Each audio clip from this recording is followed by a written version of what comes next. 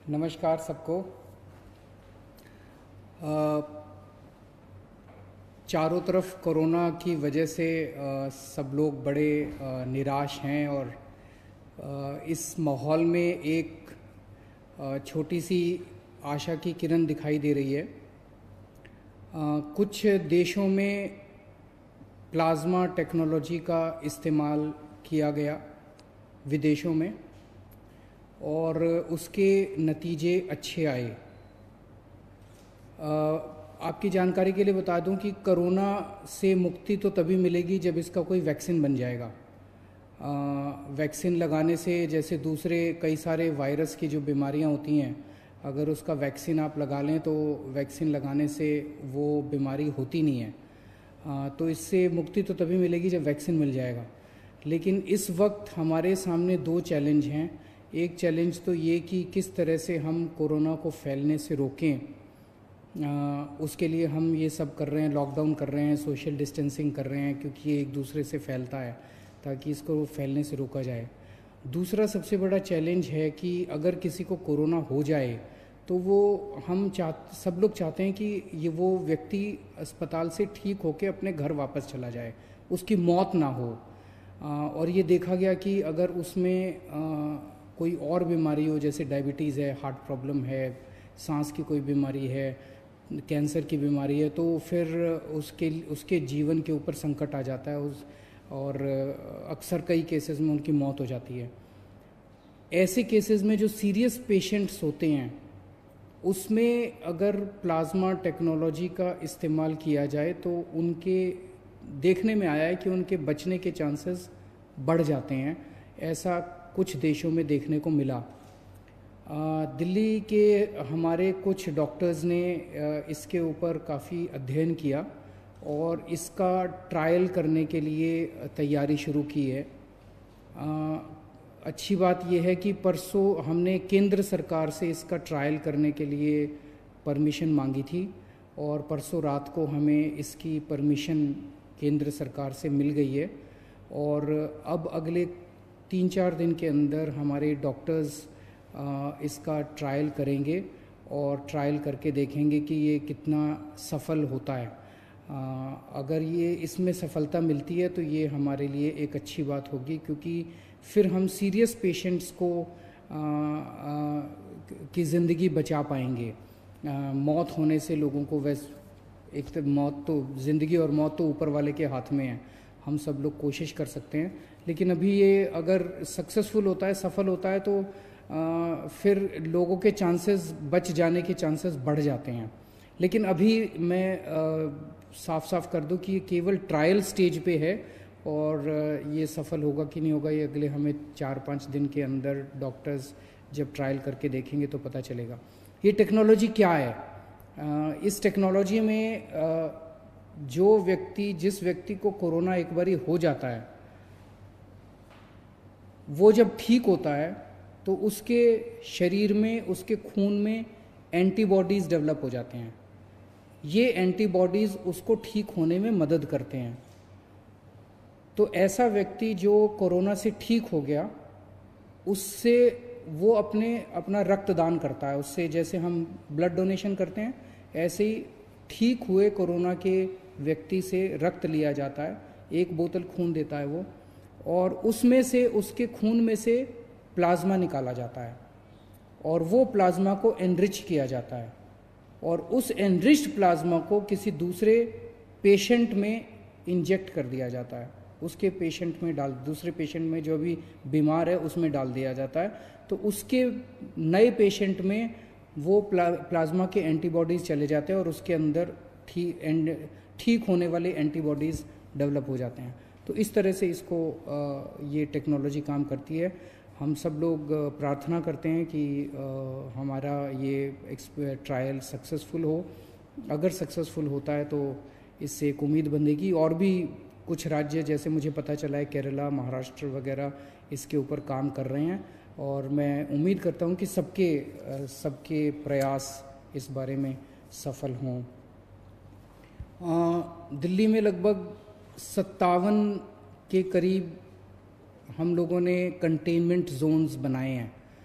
जैसे मैं रोज़ बताता हूँ, कंटेनमेंट जोन वो हैं जहाँ पे हमें 3 या 3 से ज़्यादा, अगर किसी कॉलोनी के अंदर हमें या किसी गली के अंदर 3 या 3 से ज़्यादा कोरोना के मरीज मिलते हैं, तो उसको हम चारों तरफ से कॉलोनी को सील कर देते हैं।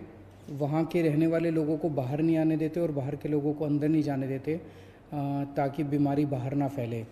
और तो वहाँ पे फिर हम ऑपरेशन शील्ड चालू करते हैं, जिसके अंदर उस एरिया का सैनिटाइजेशन करते हैं उस एरिया। तो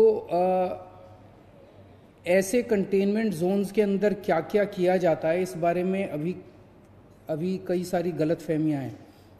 क्योंकि मेरे पास बहुत सारे फ़ोन आते हैं, बहुत सारे मैसेजेस आते हैं, और अक्सर मैसेज ये आता है कि सर हमारे एरिया को कंटेनमेंट जोन तो बना दिया, लेकिन अभी तक हमारे यहाँ पे कोई भी सैंपल लेने नहीं आया हमारा। तो मैं आपकी जानकारी के लिए बता दूं, कंटेनमेंट जोन में जैसे कंटेनमेंट जोन लागू किया जाता है, वहाँ पे सबसे पहला काम किया जाता है, आपके लिए एसेंशियल सर्विसेज की इंतज़ाम किया जाता है। तो आपके एरिया को सील कर दिया, और वहाँ पे आपके जो सील किया बाउंड्री के ऊपर आपके लिए सब्जी वाले का, दवाई वाले का, इसका सबका इंतज़ाम किया जाता है।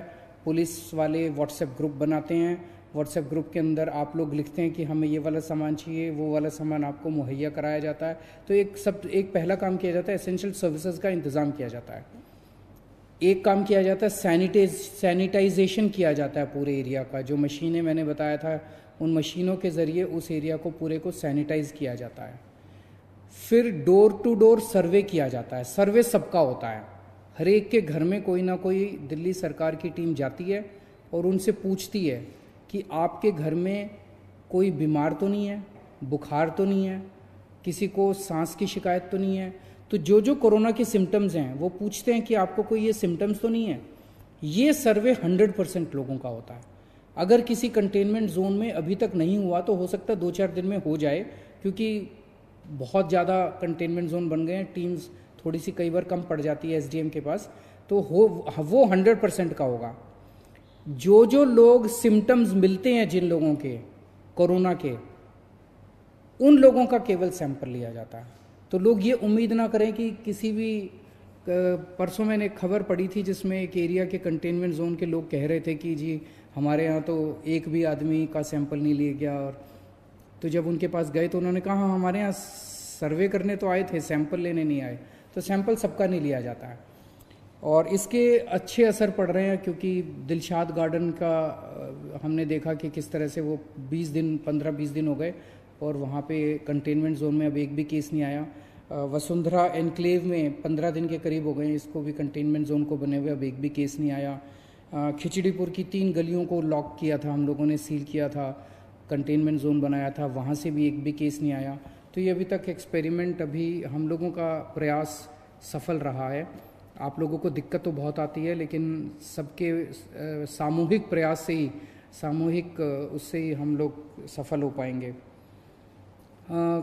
कल यमुना के तट के ऊपर कई सारे गरीब लोग, माइग्रेंट लोग इकट्ठे हो गए थे, और जैसे ही हमारी नज़र में लाया गया उसको तुरंत हम लोगों ने उनके खाने का और उनके रहने का इंतज़ाम किया। सब लोगों को अलग अलग स्कूल की बिल्डिंग्स में उनके रहने का इंतज़ाम किया, और उनके खाने का भी हम लोगों ने इंतज़ाम किया है।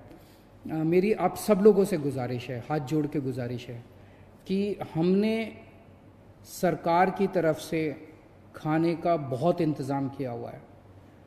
कल भी 9 लाख लोगों ने लंच किया है और 9 लाख लोगों ने डिनर किया है, पका हुआ खाना। और कोई 9 लाख की बजाय 15 लाख भी लोग आ जाएंगे ना, 20 लाख भी लोग आ जाएंगे, उनका भी हम इंतज़ाम कर देंगे। फिर खाने की कोई कमी नहीं है। उसी तरह से मैं बार बार बताता हूँ कि 71 लाख लोगों को हमने राशन दे दिया, जिनके पास राशन कार्ड थे, और जिनके पास राशन कार्ड नहीं थे उनको अभी राशन देने का सिलसिला जारी है। मेरी सभी मीडिया के साथियों से हाथ जोड़ के रिक्वेस्ट है, और मेरी सभी आम नागरिकों से भी हाथ जोड़ के रिक्वेस्ट है कि इतना अरेंजमेंट करने के बावजूद भी जो बहुत गरीब लोग हैं उन लोगों को पता नहीं चल पाता कि सरकार ने क्या अरेंजमेंट कर रखा है। उन लोगों को पता नहीं चल पाता कि सरकार ने कहाँ अरेंजमेंट कर रखा है, मैं कहाँ जाऊँ, अगर कोई भूखा है तो वो कहाँ जाए। मेरी आपसे रिक्वेस्ट है, अगर ऐसा कहीं भी कोई, जैसे कल आप लोगों ने हमें यमुना के बारे में बताया, हमने तुरंत एक्शन लिया। ऐसे ही मैं सोशल मीडिया के ऊपर हमारी पूरी टीम लगी हुई है। जैसे कहीं से सोशल मीडिया में पता चलता है, कोई बताता है कि यहाँ पे ये आदमी, ये एक परिवार भूखा है, यहाँ पे एक आदमी भूखा है, यहाँ पे ये, हमारी पूरी टीम लगी हुई है। उसी वक्त उसको खाना पहुँचाने का काम किया जाता है, उसी वक्त उसका घर का इंतज़ाम, उसको रहने का इंतज़ाम किया जाता है। आप हमें बताइए कहाँ कौन भूखा है, हम उस तक खाना पहुँचाएंगे, ये जिम्मेदारी हमारी है। या अगर हमने जहाँ जहाँ हमारे सेंटर चल रहे हैं खाने के, उन सब जगहों की लिस्ट हमने पूरे नक्शे के ऊपर डाल दी है। अगर आपके लिए संभव हो, आप उस व्यक्ति को खाने वाली जगह ले जाइए, आप उसको खाना खिला दीजिए, बहुत पुण्य का काम है। इस वक्त सबकी जिम्मेदारी बनती है, ना कोई अकेली सरकार काम कर सकती है, ना कोई अकेली कोई एजेंसी सफल हो सकती है। सब लोग मिलके काम करेंगे तभी हम लोग सफल होंगे। तो मेरी आप सब लोगों से, मीडिया में एक जगह मैं देख रहा था, उन्होंने कहा कि इन लोगों ने एक वेबसाइट चालू कर दी है कि जिनके पास राशन कार्ड नहीं है वो राशन कार्ड के लिए अप्लाई करें। तो वेबसाइट पे कौन से गरीब लोग आ सकते हैं। आपकी जानकारी के लिए बता दूं, 15 लाख लोगों ने ऑलरेडी अप्लाई कर दिया राशन कार्ड। वो जिनके पास राशन कार्ड नहीं था, उन्होंने खाना लेने के लिए, राशन लेने के लिए 15 लाख लोगों ने अप्लाई कर दिया है। मैं समझता हूं कि सब गरीब लोगों को इसके बारे में नहीं पता चलेगा, लेकिन हमारी जिम्मेदारी, हम सबको बताएं ना। सब एक दूसरे की मदद कर रहे हैं। जिन लोगों को वेबसाइट आती है वो उनकी मदद कर रहे हैं जिनको वेबसाइट नहीं आती है। लेकिन एक सिस्टम तो बनाना था ना। अगर जिन लोगों के पास कुछ भी नहीं है, उनके लिए ना कोई आधार कार्ड है, ना कोई किसी तरह का कार्ड नहीं, उनके लिए खाने का भी इंतजाम किया हुआ है। 9 लाख लोगों ने कल खाना खाया है। रोज हम 10 लाख लोगों को खाना खिला रहे हैं। तो सबको मिलजुल के प्रयास करना पड़ेगा। आप ऐसे लोगों को ढूंढिए जिन तक खाना नहीं पहुंच रहा, हम उन तक खाना पहुंचाएंगे। और एक कई सारे लास्ट वीक ऑफ मार्च और फर्स्ट वीक ऑफ अप्रैल में कई सारे कोरोना के मरीज दिल्ली में आए थे। अब वो ठीक होने लगे हैं। आज मुझे पता चला, आज भी कई मरीजों को छुट्टी मिलेगी अस्पताल से, और आने वाले 3-4 दिन के अंदर कई सारे मरीजों को छुट्टी मिलेगी। उम्मीद करता हूँ सब लोग अपने अपने घर में खुशी खुशी जाएं और अपने दिल्ली के लोग कोरोना से बचे रहें जितना हो सकता है। बहुत बहुत शुक्रिया।